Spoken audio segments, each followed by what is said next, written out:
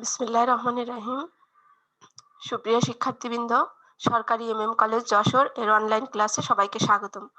আশা করি তোমরা সবাই ভালো আছো, সুস্থ আছো। করোনাকালীন এই সময়ে স্বাস্থ্যবিধি মেনে নিজেদের পড়াশোনা ভালোভাবে চালিয়ে যাচ্ছ। তোমাদের সাথে রয়েছি আমি রহিমা খাতুন, প্রভাষক হিসাব বিজ্ঞান বিভাগ, সরকারি এমএম কলেজ যশোর। প্রিয় শিক্ষার্থীবৃন্দ, তোমরা যারা ব্যবসায় শিক্ষা শাখায় একাদশ শ্রেণীতে অধ্যয়নরত, তাদের হিসাব বিজ্ঞান বিষয়ের দ্বিতীয় পত্রের দ্বিতীয় অধ্যায় অংশীদারি ব্যবসায়ের হিসাব নিয়ে আরো কয়েকটি অনলাইন লেকচার সম্পন্ন করেছি। অংশীদারি ব্যবসায়ের হিসাবের বাকি অংশ দেখি আমরা। দেখো, আজকে তোমাদের কিছু উদাহরণের সমাধান এবং পাঠ উত্তর মূল্যায়ন নিয়ে আলোচনা করছি।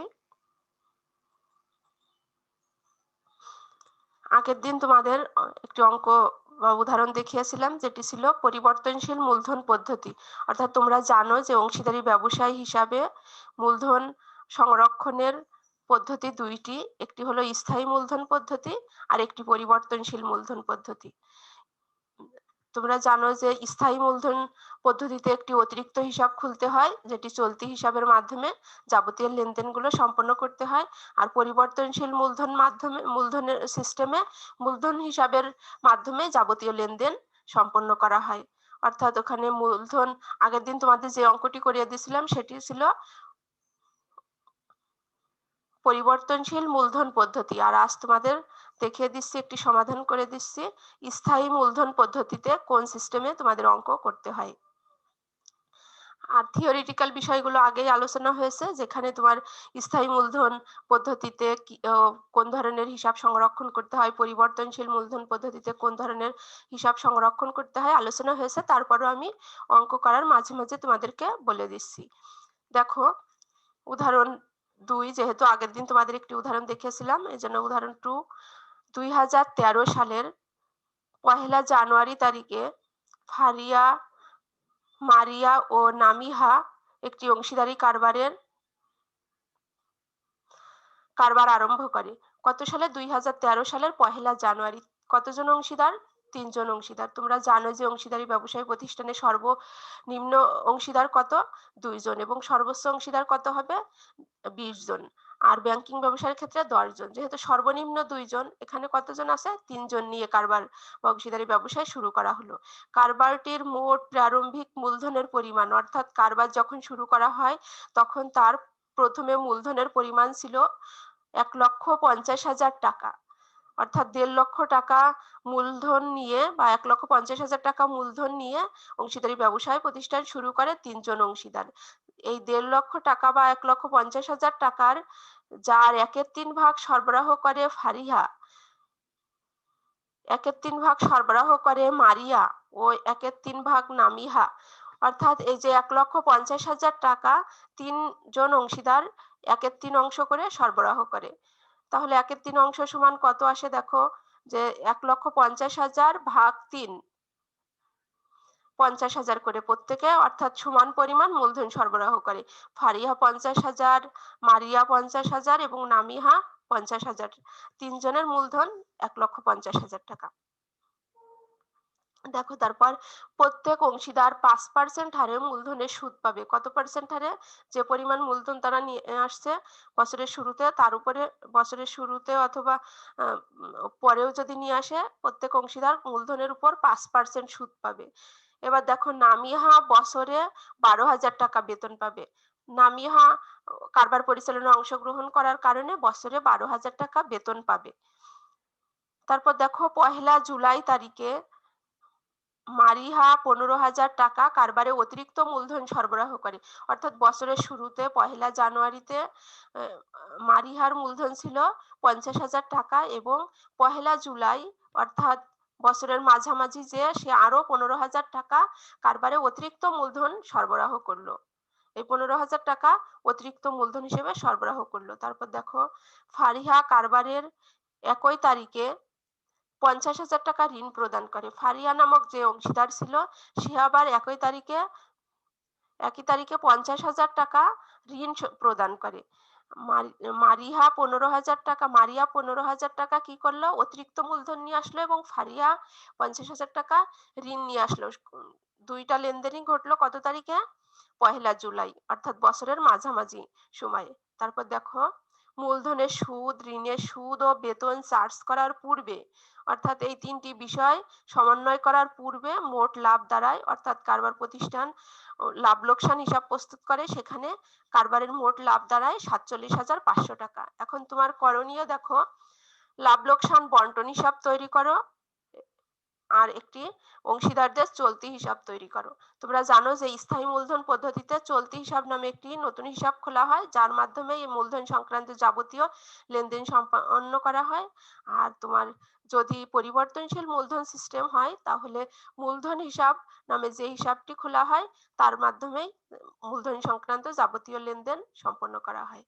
এখন যেহেতু আমরা স্থায়ী মূলধন সিস্টেমে করছি, এজন্য চলতি হিসাবের মাধ্যমে সকল লেনদেন সম্পন্ন করব মূলধন সংক্রান্ত বিষয়। এখন আমরা শুরু করি। প্রথমে প্রথমে আমাদের প্রস্তুত করতে বলা হয়েছে লাভ লোকসান বন্টন হিসাব প্রস্তুত করো। দেখি আমরা, দেখো লাভ লোকসান বন্টন হিসাব প্রথমে কার লাভ লোকসান বন্টন হিসাব প্রস্তুত করব? ফারিহা, মারিয়া এবং নামিহা এর লাভ লোকসান বন্টন হিসাব। আগের দিনে তোমাদের সেম ছকের মাধ্যমেই অঙ্কটা করে দিছিলাম।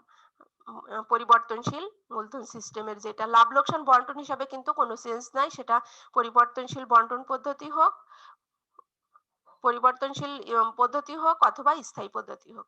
তাহলে দেখো এটা কত তারিখের জন্য প্রস্তুত করব? 2013 সালের 31শে ডিসেম্বর তারিখে সমাপ্ত বছরের জন্য। এখন দেখো সর্বপ্রথম লাভ লোকসান বন্টন হিসাব প্রস্তুত করছি, এজন্য লাভ লোকসান হিসাব যেটা নিট লাভ আগেই ইনফরমেশন দেওয়া আছে। দেখো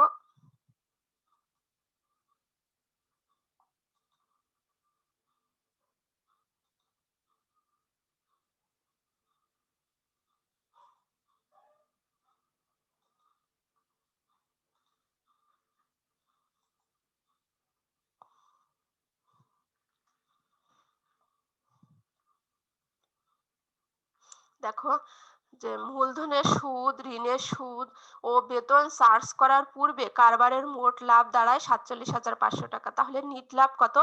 47,500 টাকা। লাভ লোকসান বন্টন হিসেবে প্রথমেই আমি দেখো এই যে লাভ লোকসান হিসাব কোথা থেকে নিয়ে আসলাম, এই যে নিট লাভ কোথায় ছিল? লাভ লোকসান বন্টন হিসাব। লাভ লোকসান হিসাব প্রস্তুত করার মাধ্যমে আমরা নিট লাভ পেয়েছি। তাহলে লাভ লোকসান হিসাব নামে নিট লাভ স্থানান্তরিত হলো কত টাকা? 47,500 টাকা।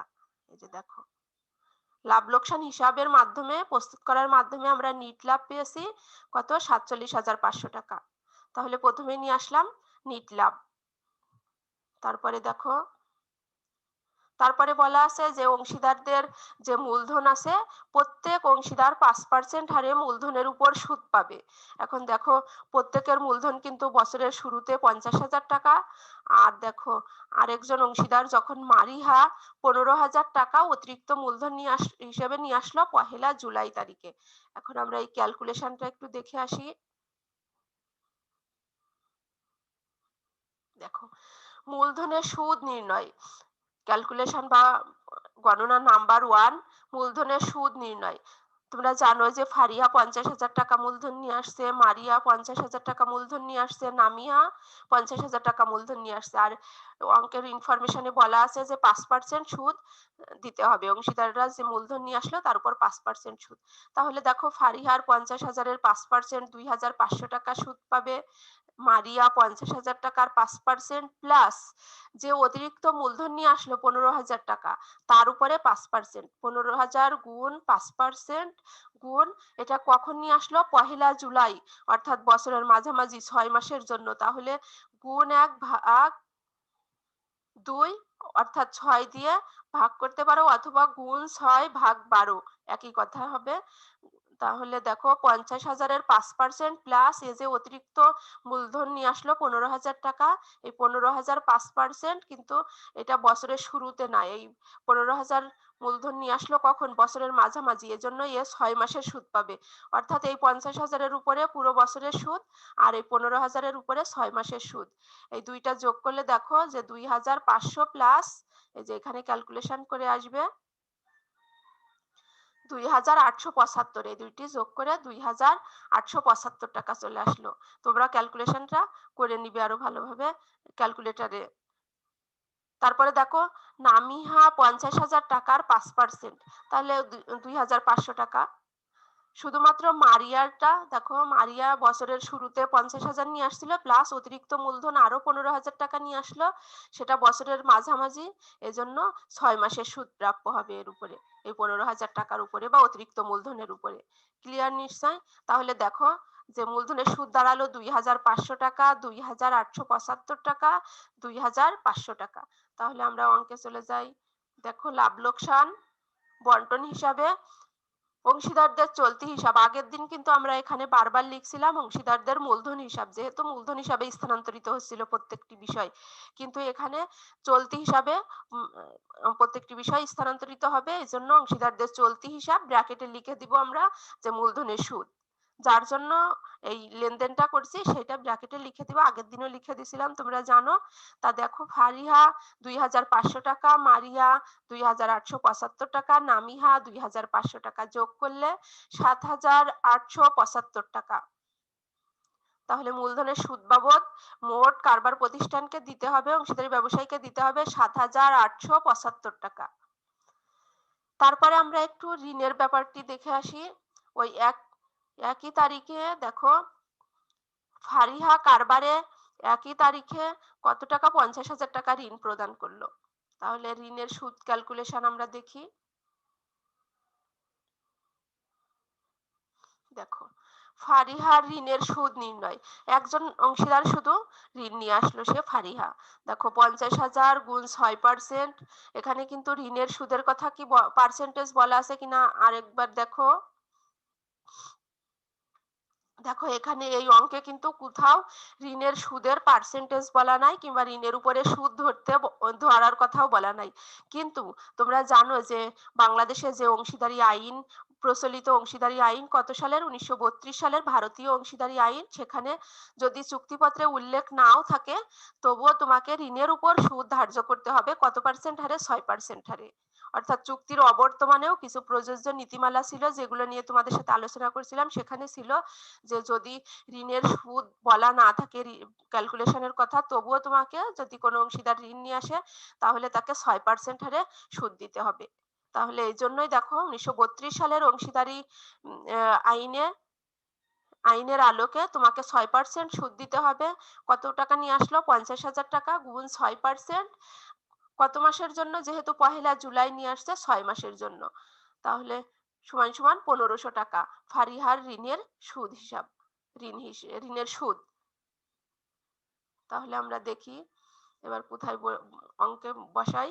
এই যে লাভ লোকসান বন্টন হিসাবে দেখো ফারিহার চলতি হিসাব, যেহেতু এখানে সব অংশীদার ছিল এজন্য অংশীদারদের চলতি হিসাব নাম দেওয়া হয়েছিল, আর এখানে একজন মাত্র অংশীদার, এজন্য ফারিহার চলতি হিসাব ব্র্যাকেটে ঋণের সুদ 1,500 টাকা। এবার আর একটি বিষয় আছে, দেখো যে দেখো মূলধনের সুদ ক্যালকুলেশন হয়ে গেল, ঋণের সুদ হলো, এবার বেতন। দেখো বেতনের কথা কি বলা আছে, নামিহা বছরে 12,000 টাকা বেতন পাবে। নামিহা যে অংশীদার সে কারবার পরিচালনায় অংশগ্রহণ করে, এজন্য বছরে 12,000 টাকা বেতন পাবে। দেখো লাভ লোকসান বন্টন হিসেবে এই যে নামিহার চলতি হিসাব, যেহেতু প্রত্যেকটি লেনদেনই চলতি হিসাবে স্থানান্তরিত হবে, এজন্য নামিহার চলতি হিসাব ব্র্যাকেটে বেতন 12,000 টাকা।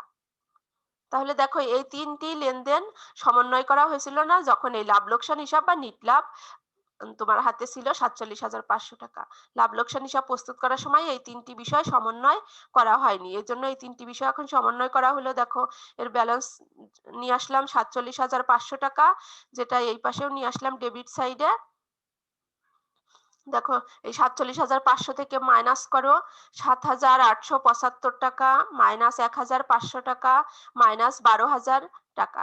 তাহলে দেখো থাকে ২৬,১২৫ টাকা। কত টাকা থাকে? ২৬,১২৫ টাকা। এই যে ২৬,১২৫ টাকাকে আমরা ভাগ করব। দেখো মুনাফার অংশ নির্ণয়। বন্টনযোগ্য মুনাফা কত তোমার? ২৬,১২৫ টাকা। এই মুনাফা তুমি এখন অংশীদারদের মধ্যে বন্টন করতে পারো। তাহলে দেখো ফারিহা ২৬,১২৫ টাকার কত অংশ পাবে? ১/৩ অংশ। যেহেতু সে ১/৩ অংশ মূলধন সরবরাহ করেছে এবং এই অঙ্কে মুনাফার অংশ বন্টনের কোনো পার্সেন্টেজ বলা নাই কিংবা রেশিও বলা নাই, কিন্তু বলা আছে যে মূলধন সবাই সমান সরবরাহ করেছে, এজন্য বা মূলধন ১/৩ অংশ সরবরাহ করেছে প্রত্যেক অংশীদার, এজন্য প্রত্যেককেই ১/৩ অংশ করে এই যে বন্টনযোগ্য মুনাফা দিয়ে দিতে হবে। তারপর দেখো মারিয়া ২৬,১২৫ টাকা ভাগ ৩, নামিহা ২৬,১২৫ ভাগ ৩ অর্থাৎ ৮,৭০৮ টাকা। যেহেতু এই ফিগার মিলাতে হবে, এজন্য লাস্টে ৮,৭০৯ টাকা। এই যে এই অ্যামাউন্ট মিলাতে হবে, এজন্য ৮ ৮ ১৬ আর ৯ ৬ ৯ আর ৬ ১৫, এই ৫ মিলে গেল, এজন্য তোমার ৮,৭০৮ টাকা, ৮,৭০৮ টাকা আর সর্বশেষ ৮,৭০৯ টাকা। দেখো এখানে একটি টিকা দিয়ে দিবে তোমরা। লাভ লোকসান বন্টনের অনুপাত না থাকায়, অর্থাৎ এখানে কোনো অনুপাত বা রেশিও না থাকায় সকল অংশীদারের মধ্যে সমান ভাগে মুনাফা বন্টন করা হয়েছে। যদি তোমাকে রেশিও বলা থাকতো বা অনুপাত বলে দিত অঙ্কে, তাহলে তোমাকে সেই অনুযায়ী লাভ লোকসান বা বন্টনযোগ্য মুনাফা বন্টন করতে হতো, কিন্তু যেহেতু এখানে বলা নাই, সেজন্য তোমাকে সমান অনুপাতে বন্টন করার কথা বলা আছে। এটাও কিন্তু অংশীদারি চুক্তি আইন, যেটা ১৯৩২ সালের চুক্তি আইনে, যে চুক্তিতে যদি উল্লেখ না থাকে তাহলে অংশীদাররা সমান ভাগে মুনাফা পাবে, অর্থাৎ সমহারে মুনাফা বন্টন করতে হবে অংশীদারদের মধ্যে। তাহলে আমরা দেখে আসি এটি কিভাবে বসাবো। এই যে এটা যাবে কোথায়? অংশীদারদের চলতি হিসাব ব্র্যাকেটে মুনাফার অংশ। তাহলে দেখো ফারিহা ৮,৭০৮ টাকা, মারিয়া ৮,৭০৮ টাকা, নামিহা ৮,৭০৯ টাকা। এই যে মিলে গেল, অর্থাৎ মিলানো হলো কিসের মাধ্যমে? এই যে মুনাফার অংশ বন্টন করার মাধ্যমে। এবার দেখো আমাদের করণীয় দুইটি ছিল, লাভ লোকসান বন্টন হিসাব তৈরি করো আর অংশীদারদের চলতি হিসাব তৈরি করো। অলরেডি আমরা লাভ লোকসান বন্টন হিসাব প্রস্তুত করলাম, এখন আমরা যাই অংশীদারদের চলতি হিসাব তৈরি করো। দেখো অংশীদারদের চলতি হিসাব, এই হিসাবটি কিন্তু আজকেই প্রথম প্রস্তুত করছি। আগের দিন তোমাদের যেটি দেখাছিলাম সেটি অংশীদারদের মূলধন হিসাব ছিল।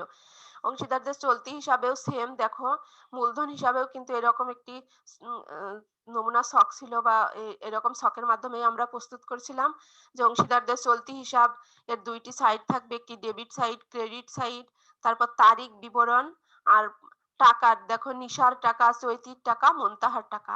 আবার ক্রেডিট সাইডে সেম, তারিখ বিবরণ, নিশার টাকা, চৈতির টাকা, মুনতাহার টাকা।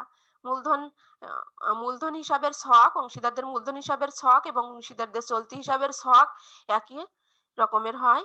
এবার দেখি আমরা, দেখো এখানে চলতি হিসাবের মূলধন হিসাবের আগের দিন যেটি দেখিয়েছিলাম সেখানে মূলধন হিসাবের প্রারম্ভিক ব্যালেন্স ছিল, কিন্তু এখানে আমরা প্রস্তুত করছি, এখানেও কিন্তু মূলধন হিসাবের প্রারম্ভিক ব্যালেন্স আছে, কিন্তু এখন যেহেতু আমরা প্রস্তুত করছি চলতি হিসাব, চলতি হিসাবের যদি কোনো ব্যালেন্স থাকতো তাহলে সেটা ডেবিট ব্যালেন্স অথবা ক্রেডিট ব্যালেন্স, যে কোনো ব্যালেন্স হতে পারে চলতি হিসাবের, তোমরা জানো। তা যদি কোনো ব্যালেন্স থাকতো তাহলে আমরা যেই সাইডের ব্যালেন্স থাকতো সেই দিকে বসাতাম, কিন্তু যেহেতু এখানে চলতি হিসাবের কোনো ব্যালেন্সের কথা অঙ্কে তোমাকে বলা হয়নি বা দেওয়া হয়নি, সেজন্য তোমার এখানে কোনো ব্যালেন্স বিডি আসলো না। মূলধন হিসাবের ব্যালেন্স চলতি হিসাবের ব্যালেন্সের সাথে আসবে না। এখন আমরা দেখি যে চলতি হিসাব, এই যে লাভ লোকসান বন্টন হিসাব থেকে কি কি বিষয় আসবে চলতি হিসাবে। দেখো এই যে এই বিষয়গুলো লাভ লোকসান বন্টন হিসাবের ডেবিট দিকে আছে, চলতি হিসাবের ক্রেডিট দিকে চলে যাবে। দেখো অংশীদারদের চলতি হিসাব নামে ছিল, আর এখানে যাবে কি নামে? যেটা মূলধনের সুদ। আর দেখো চলতি হিসাব, এই যে ডিসেম্বর ৩১, যেহেতু প্রত্যেকটি বিষয়ই লাভ লোকসান বন্টন হিসাব, এজন্য একবারে লাভ লোকসান বন্টন হিসাব নামে আমরা মূলধনের সুদ, মূলধনের সুদ কোন দিকে আছে? দেখো ডেবিট দিকে, লাভ লোকসান বন্টন হিসাবের ডেবিট দিকে আছে। কত আছে? ফারিহা 2,500 টাকা, মারিহা 2,875 টাকা, নামিহা 2,500 টাকা। তাহলে দেখো এই যে লাভ লোকসান বন্টন হিসাব, মূলধনের সুদ 2000 কোথা থেকে নিয়ে আসলাম আমরা? এই যে মূলধনের সুদ লাভ লোকসান বন্টন হিসাব, এই জন্য লাভ লোকসান বন্টন হিসাব আমরা লিখে নিলাম। আর এটি কত তারিখের? 2013 সালের বছরের শেষ। লাভ লোকসান বন্টন হিসাব প্রস্তুত করেছিলাম আমরা ডিসেম্বর 31 তারিখে। তাহলে দেখো মূলধনের সুদ নিশা মূলধনের সুদ, এখানে নামটা একটু ভুল আছে, নামটি হবে তোমার, নাম হবে ফারিহা, মারিয়া এবং নামিহা। ফারিহা, মারিহা আর নামিহা, এই তিনজন অংশীদারের নাম হবে। নাম একটু মিস্টেক হয়ে গেছে এখানে। ফারিহা, নামিহা, মুনতাহা। ফারিহা, নামিহা, ফারিহা, মারিয়া, নামিহা, এই তিনজন নাম হবে দুই সাইডেই। দেখো তারপর দেখো এই যে মূলধনের সুদ, ফারিহার 2,500 টাকা, মারিয়ার 2,875 টাকা আর নামিহার 2,500 টাকা। সেম ভাবে দেখো লাভ লোকসান বন্টন হিসেবে ডেবিট দিকে আছে ঋণের সুদ কার? ফারিহার। শুধুমাত্র ফারিহার ঘরে যাবে। ফারিহা দেখো প্রথমেই আছে, তাহলে শুধু ফারিহার ঘরে যাবে 1,500 টাকা ঋণের সুদ। আর বেতন দেখো, বেতন শুধুমাত্র নামিহার আছে। নামিহা সর্বশেষ অংশীদার, যে নামিহার চলতি হিসাব বেতন 12,000 টাকা। তাহলে দেখো চলতি হিসাবে 12,000 টাকা নামিহার ঘরে চলে যাবে। তাহলে এখানে দেখো বেতন 12,000 টাকা। তারপরে এই যে মুনাফার অংশ, বন্টনযোগ্য মুনাফায় দেখো ফারিহার 8,708 টাকা, মারিহা 8,708 টাকা, নামিহা 8,709 টাকা। সেম ভাবে চলে যাবে তিনজনের, ফারিহা, মারিয়া আর নামিহা 8,708, 8,708, 8,709। দেখো এইদিকে কোনো ফিগার নাই, অর্থাৎ কোনো অ্যামাউন্ট নাই। লাভ লোকসান বন্টন হিসাবের ক্রেডিট দিকে সাধারণত কি যায়? আগের দিন যে অঙ্কটি আমরা দেখাচ্ছিলাম সেখানে ছিল উত্তোলনের সুদ, কিন্তু এই অঙ্কে উত্তোলনের সুদের কথা কিংবা উত্তোলন সংক্রান্ত কোনো লেনদেন নাই। এজন্য তোমাকে দেখো এই চলতি হিসাবেরও ডেবিট দিকে কোনো অ্যামাউন্ট আসলো না। তাহলে দেখো এই তিনটি যোগ করি, তিনজনের টাকার অ্যামাউন্ট, ফারিয়া, মারিয়া, নামিহা। দেখো ফারিয়া যোগ করলে 2,500 যোগ 1,500 যোগ 8,708, 12,708 টাকা আসলো। কত আসলো? 12,708। এটা এইদিকে নিয়ে আসলাম, যেহেতু এখানে কোনো ডেবিটের দিকে কোনো অ্যামাউন্ট নাই, এজন্য ব্যালেন্স সিডি কত তারিখের? 2013 সালের ডিসেম্বর 31, ব্যালেন্স সিডি 12,708 টাকাই হলো। আবার দেখো মারিয়ার 2,875 যোগ 8,708 টাকা, তাহলে যোগ করলে আসলো 11,583 টাকা। তাহলে এটা এইদিকে নিয়ে আসলাম, এই যোগফল 11,583 টাকা। এদিকে যেহেতু কোনো অ্যামাউন্ট নাই, এজন্য ব্যালেন্স সিডিতে বসবে 11,583 টাকা। আবার দেখো সর্বশেষ নামিহা 2,500 টাকা যোগ 12,000 টাকা যোগ 8,709 টাকা, যোগ করলে 23,209 টাকা আসলো। 23,209 টাকা এদিকে ব্যালেন্স নিয়ে আসলাম। দেখো এখানে নামিহার কোনো ডেবিট দিকে কোনো অ্যামাউন্ট নাই, এই জন্য ব্যালেন্স সিডিতে 23,209 টাকা বসলো। তাহলে এই যে চলতি হিসাবের ব্যালেন্স সিডি দাঁড়ালো 12,708 টাকা, 11,583 টাকা আর 23,209 টাকা। তাহলে তোমরা ক্লিয়ার হলে নিশ্চয় অংশীদারদের চলতি হিসাব কিভাবে প্রস্তুত করতে হয় আর লাভ লোকসান বন্টন হিসাব প্রস্তুত করা। তাহলে আমাদের দেখো এই অঙ্কে করণীয় ছিল দুইটি, লাভ লোকসান বন্টন হিসাব তৈরি করো আর অংশীদারদের চলতি হিসাব তৈরি করো। আমাদের দুইটি লেনদেন, এই দুইটি করণীয় করা হয়ে গেছে। আর দেখো অংশীদারদের এই যে স্থায়ী মূলধন পদ্ধতিতে মূলধনের প্রারম্ভিক ব্যালেন্স যা থাকে, অর্থাৎ ব্যালেন্স বিডি যা থাকে, ব্যালেন্স সিডি তাই থাকে। অর্থাৎ আমরা যদি একটি মূলধন হিসাব প্রস্তুত করি তাহলে সেটি দাঁড়াবে ব্যালেন্স বিডি। মূলধন হিসাবের ব্যালেন্স বিডি কোন দিকে যায়?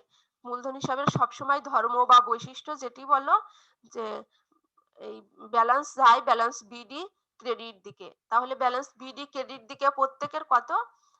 দেখো তিনজন অংশীদারেরই, ফারিহার 50,000 টাকা, মারিয়ার 50,000 টাকা, নামিহার 50,000 টাকা।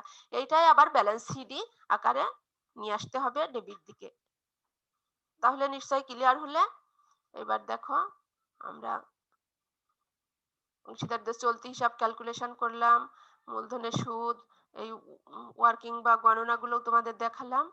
এইবার তোমাদের জন্য একটি অঙ্ক দেওয়া আছে, উদাহরণ নাম্বার 3।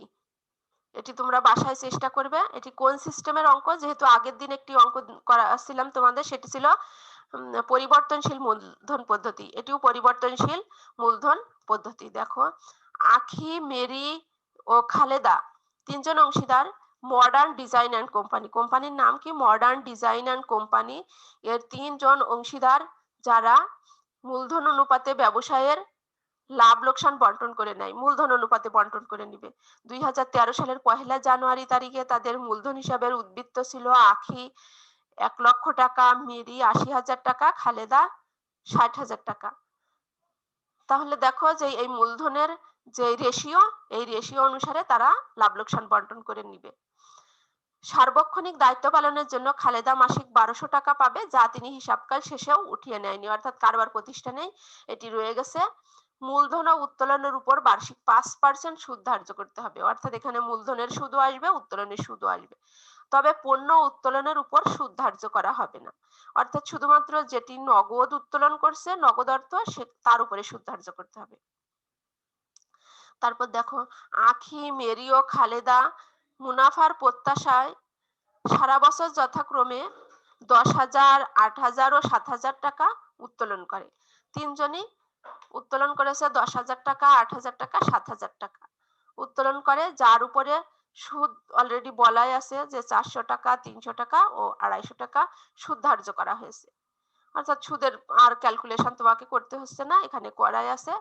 তারপরে দেখো, খালেদা এছাড়াও প্রতিষ্ঠান হতে 900 টাকার পণ্য উত্তোলন করেছে, যা যথারীতি পণ্য উত্তোলন শিরোনামে হিসাবভুক্ত করা হয়েছে।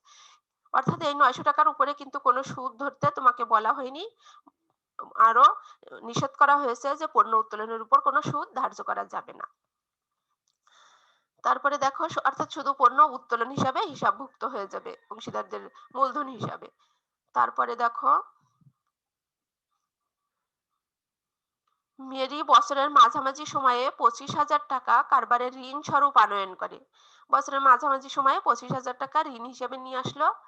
চুক্তি অনুযায়ী অংশীদারদের যে কোনো সুদ, বেতন, কমিশন সমন্বয় করার পরবর্তী মুনাফার উপর আখি 4% কমিশন পাবে, অর্থাৎ যেই লেনদেনগুলো আছে এগুলো সমন্বয় করার পরবর্তী মুনাফার উপর আখি 4% মুনাফা পাবে, এই কমিশন পাবে। তাহলে এই লেনদেনগুলো সমন্বয়ের করার পরের মুনাফার উপরে 4% মুনাফা পাবে। বেতন ডেবিট করার পর, অর্থাৎ এখানে আর তোমাকে বেতন নিয়ে ক্যালকুলেশন করার দরকার হবে না, বেতন শুধুমাত্র মূলধন হিসাবে চলে যাবে। বেতন ডেবিট করার পর কিন্তু অন্যান্য সমন্বয় সাধনের পূর্বে, অর্থাৎ অন্যান্য বিষয়গুলো এখানে সমন্বয় করতে হবে, যেমন মূলধনের সুদ, উত্তোলনের সুদ, কমিশন, এই বিষয়গুলো আসবে লাভ লোকসান বন্টন হিসেবে।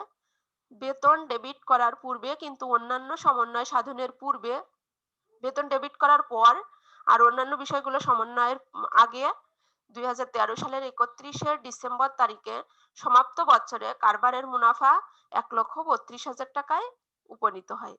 অর্থাৎ লাভ লোকসান হিসাব প্রস্তুত করার মাধ্যমে আমরা যে নিট লাভ পেয়ে থাকি, সেই লাভ কত আসলো? 1,32,000 টাকা। এখন তোমাকে করণীয় বলা হলো, লাভ লোকসান বন্টন হিসাব প্রস্তুত করো, অংশীদারদের মূলধন হিসাব প্রস্তুত করো এবং মেরির ঋণ হিসাব প্রস্তুত করো। এই তিনটি তোমরা বাসায় চেষ্টা করবে, দেখবো যে কে কতটুকু পারো। আর দেখো, আরেকটি দিই, স্থায়ী পদ্ধতিতে 2টি অঙ্ক তোমাদের আজকে দিই বাসার কাজ। দেখো, মঞ্জু, আশিক ও শাহিন একটি অংশীদারি কারবারের তিনজন অংশীদার কে কে? দেখো, মঞ্জু, আশিক ও শাহিন 2013 সালের 31শে ডিসেম্বর তারিখে তাদের মূলধন হিসাবের উদ্বৃত্ত ছিল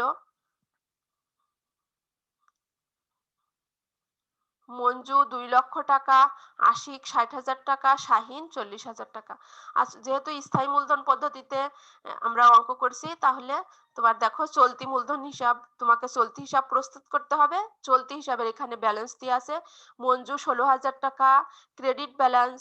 তোমরা জানো চলতি হিসাবের যে কোনো ব্যালেন্স হতে পারে, মূলধন হিসাবের কিন্তু শুধুমাত্র ক্রেডিট ব্যালেন্স হয়, আর চলতি হিসাবের যে কোনো ব্যালেন্স হতে পারে। এই জন্য দেখো যে মঞ্জুর ক্রেডিট ব্যালেন্স 16,000 টাকা চলতি হিসাবের, আশিকের ক্রেডিট ব্যালেন্স 6,000 টাকা চলতি হিসাবে, শাহিনের আবার ডেবিট ব্যালেন্স 4,000 টাকা। তাহলে যার যেদিকে ব্যালেন্স দেওয়া আছে সেটা সেদিকে বসে যাবে চলতি হিসাবের।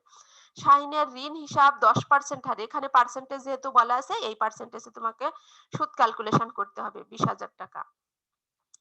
চুক্তি অনুযায়ী অংশীদারদের মূলধন, চলতি হিসাব ও উত্তোলনের উপর বার্ষিক 10% সুদ ধার্য করতে হবে। কিসের কিসের উপরে? মূলধনের উপরে, চলতি হিসাবের উপরে অর্থাৎ চলতি হিসাবে যে ব্যালেন্স দেওয়া আছে তার উপরে, এবং উত্তোলনের উপরে 10% সুদ ধরতে হবে। আর শাহিন বাৎসরিক 16,000 টাকা বেতন পাবে। শাহিন কত টাকা বেতন পাবে বছরে? 16,000 টাকা। দেখো মঞ্জু, আশিক ও শাহিন প্রতি মাসের মাঝামাঝি অর্থাৎ প্রতি মাসের মাঝামাঝিতে যথাক্রমে মাসের মাঝামাঝিতে উত্তোলন করলেও কোন ক্যালকুলেশন ছিল, সুদ কোন সিস্টেমে ক্যালকুলেশন করতে হবে, তোমাদের কিন্তু থিওরির বিষয়গুলো যখন উত্তোলনের সুদ নিয়ে আলোচনা করছিলাম তখন আলোচনা করছি। তোমরা এইগুলো বাসায় অঙ্কটা করবে, দেখবো যে তোমাদের মনে আছে কিনা সেই সুদ ক্যালকুলেশনের নিয়ম। মঞ্জু, আশিক ও শাহিন প্রতি মাসের মাঝামাঝিতে যথাক্রমে 1,000 টাকা, 600 টাকা ও 500 টাকা উত্তোলন করেছে। তাছাড়াও আশিক কারবার হতে 400 টাকার পণ্য উত্তোলন করেছেন, যার কোনো হিসাব রাখা হয়নি। এখন তোমাকে হিসাব রাখতে হবে। বছরের মাঝামাঝি সময় শাহিনকে 5,000 টাকা তার ঋণ বাবদ পরিশোধ করা হয়। অর্থাৎ এই যে শাহিনের 20,000 টাকা ঋণ ছিল, সে 5,000 টাকা নিয়ে নিয়েছে, অর্থাৎ 5,000 টাকা ঋণ পরিশোধ করা হয়েছে। অংশীদারগণ বন্টনযোগ্য মুনাফার প্রথম 1 লক্ষ টাকা অর্থাৎ বন্টনযোগ্য মুনাফা যদি প্রথম 1 লক্ষ টাকা হয় তাহলে 50%, 30%, 20% অর্থাৎ 5:3:2 হারে ভাগ করে নেবেন এবং অবশিষ্ট সমান ভাগে ভাগ করবে। উপরের সমন্বয়সমূহ সাধনের পূর্বে 31শে ডিসেম্বর 2013 সমাপ্ত বছরে কারবারের মুনাফা 2,80,000 টাকায় উপনীত হয়। করণীয়, তোমাকে এখন করণীয় বলা হলো লাভ লোকসান বন্টন হিসাব প্রস্তুত করো আর অংশীদারদের ঋণ ও চলতি হিসাব প্রস্তুত করো। তোমরা এই দুইটি অঙ্কই বাসায় করার চেষ্টা করবে, কে কতটুকু সমাধান করতে পারো দেখবো। আর পরবর্তী ক্লাসে তোমাদের এই দুইটি অঙ্কই আমি সলিউশন করে দিব। তোমরা আগে দেখি কি শিখলে। আর থিওরিটিক্যাল বিষয়গুলোর মধ্যে এই সব আলোচনা ছিল, দেখি তোমাদের মনে আছে কিনা। তাহলে এতক্ষণ আমার সাথে থাকার জন্য ধন্যবাদ সবাইকে। আর মনোযোগ সহকারে এই অনলাইন লেকচারগুলো অনুসরণ করো। পরবর্তী ক্লাসে আবার কথা হবে।